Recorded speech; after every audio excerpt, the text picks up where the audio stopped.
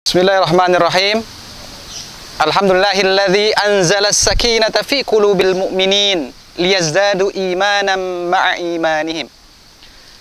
Allahumma shalli wa sallim wa barik ala sayyidina Muhammad wa ala ali sayyidina Muhammad. Saudara-saudaraku yang dirahmati Allah Subhanahu wa taala. Di dalam hidup ini tidak ada kita yang tidak mengalami musibah. Tidak ada di antara kita yang tidak merasakan yang namanya susah. Apakah dia dalam status kaya maupun dalam status miskin.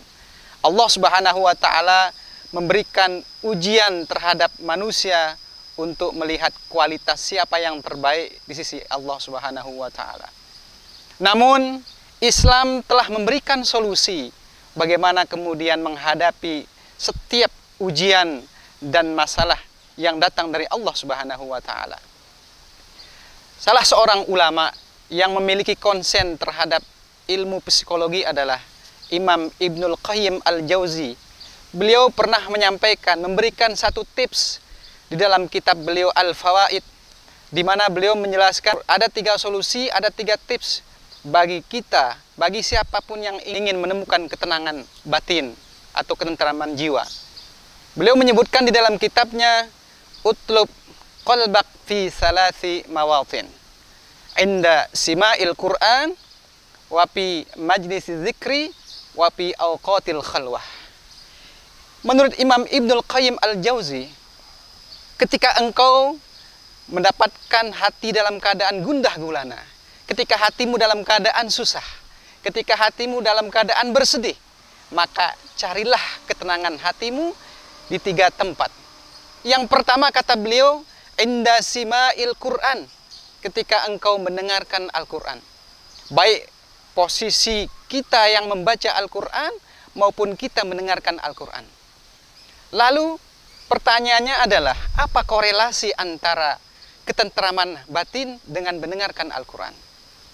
Kalau kita melihat sejarah bagaimana sahabat Umar radhiyallahu anhu ketika beliau sebelum masuk Islam, beliau begitu keras terhadap Islam. Beliau begitu benci terhadap Rasulullah SAW.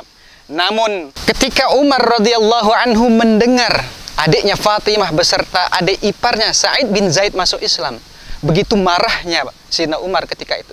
Sebab di satu sisi Sayyidina Umar begitu benci, begitu keras terhadap Islam, sebaliknya adiknya yang masuk Islam. Maka dia pun bergegas untuk bertemu dengan adiknya Fatimah untuk menanyakan secara langsung apakah benar berita yang beliau dengar ketika itu. Saking marahnya kemudian beliau langsung mencari adik iparnya ketika itu untuk melampiaskan kemarahannya.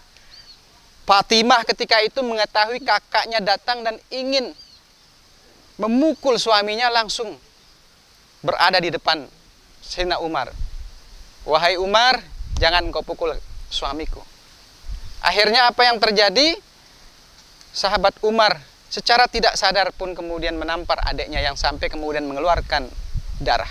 Ketika itu juga hati kakaknya Umar ini yang begitu keras terhadap Islam tiba-tiba menjadi iba dan menjadi melunak. Di saat situasi psikologi seperti itulah kemudian Sayyidina Umar meminta adiknya untuk dibacakan ayat Al-Quran, surah Toha, yang bunyinya A'udzubillahi minasyaitonirrajim.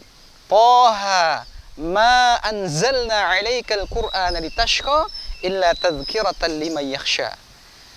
Tidaklah Allah menurunkan Al-Quran itu untuk membuat hidup manusia menjadi susah, tetapi Al-Quran itu turun sebagai peringatan untuk orang-orang yang takut. Subhanallah, begitu luar biasanya ayat Al-Quran menyentuh hati terdalam manusia. Bahkan hati manusia yang begitu keras, yaitu Umar radhiyallahu anhu, langsung melunak mendengar ayat-ayat Al-Quran. Selanjutnya, menurut Imam Mutawalli Asy-Sya'rawi, beliau menjelaskan di dalam kitab tafsirnya Al-Khawatir Asy-Sya'rawi, ketika ayat Al-Quran itu turun dengan berbagai macam mukjizat. Dan mukjizat pertama yang Allah perlihatkan kepada manusia ketika itu adalah mukjizat psikologi Al-Quran atau yang disebut dengan i'jazun nafsil basyariyah. Oleh karena itu, ketika ayat itu turun, Orang-orang elit kafir Quraisy ketika itu begitu takut mendengar Rasulullah SAW membaca Al-Quran. Ketika Nabi berada di Mekah, Nabi ketika membaca Al-Quran sering membaca Al-Quran dengan suara yang lantang. Ini dijelaskan dalam surah Fussilat ayat 26 yang bunyinya, wa qala alladziina kafaru la tasma'u li hadzal Qur'an wa alghaw fihi la'allakum taghlibun. Maka berkata mereka para elit kafir Quraisy ketika itu, janganlah kalian mendengar ayat-ayat Al-Quran. Wa algaw, dan berbuat gaduhlah kalian sehingga kalian menjadi menang. Pertanyaannya adalah, kenapa orang-orang kafir Quraisy ketika itu begitu takut, sangat takut mendengar ayat-ayat Al-Quran? Karena menurut ulama, untean ayat-ayat Al-Quran yang dibacakan oleh Rasulullah SAW memiliki mukjizat psikologi yang dapat mempengaruhi hati orang-orang yang ketika itu bahkan benci terhadap Islam.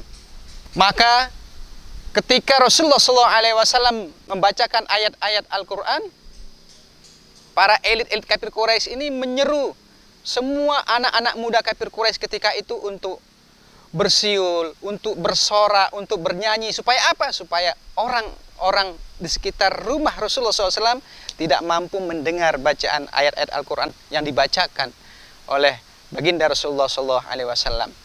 Ini sebagai bukti bahwa bacaan Al-Quran itu memiliki pengaruh psikologis terhadap hati manusia. Maka ketika hati kita dalam keadaan keras, ketika hati kita dalam keadaan tidak tenang, gundah gulana, maka hendaklah kita membaca Al-Quran, hendaklah kita mendengarkan bacaan-bacaan Al-Quran sebagaimana yang disebutkan oleh Imam Ibnul Qayyim Al-Jauzi, ketika hatimu dalam keadaan tidak tenang, maka bacalah Al-Quran, maka dengarkanlah bacaan-bacaan Al-Quran sehingga hatimu dalam keadaan tenang.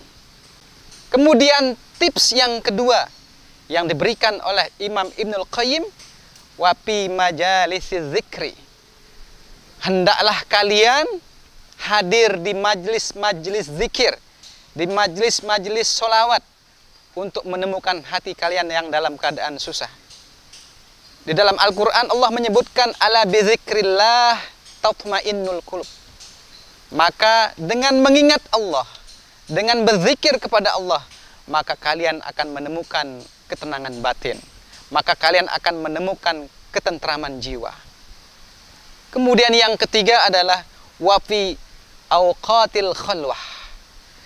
Ketika kita tidak bisa menemukan ketenangan karena begitu banyaknya orang-orang di sekitar kita, maka carilah satu waktu di mana kita dapat berkomunikasi, berduaan dengan Allah. Dan waktu itulah yang disebut dengan malam-malam tahajud, di mana di situ hanya kita dengan Allah Subhanahu wa taala, sehingga kita dapat menemukan satu kondisi, satu situasi yang sangat begitu tenang untuk curhat, untuk berdialog langsung kepada Allah Subhanahu wa taala. Fa illam tajidhu fi salasi mawadi, kata Imam Ibnul Qayyim, ketika engkau tidak bisa menemukan ketentraman batin di 3 tempat ini, maka pas'alillah, mintalah kepada Allah. Untuk apa? Ayyu'tiyaka qal, supaya Allah memberikanmu hati. Sebab ketika mendengarkan Al-Quran, ketika engkau di majlis zikir, ketika engkau sedang berdua-duaan dengan Allah di malam yang gelap gulita, hatimu masih dalam keadaan tidak tenang, hatimu masih dalam keadaan tidak tentram, hatimu masih dalam keadaan gundah gulana, berarti ketahuilah, fa inna la qalbalak, sesungguhnya saat itu engkau sudah tidak punya hati. Saudara-saudaraku yang dirahmati Allah Subhanahu wa taala, inilah tips-tips yang diberikan oleh ulama bagaimana kita orang-orang beriman dapat menemukan solusi imani, menemukan solusi Al-Qur'ani untuk bisa menjadikan hidup ini lebih mudah bersama Allah Subhanahu wa ta'ala. Mungkin hanya ini yang dapat saya sampaikan. Assalamualaikum warahmatullahi wabarakatuh.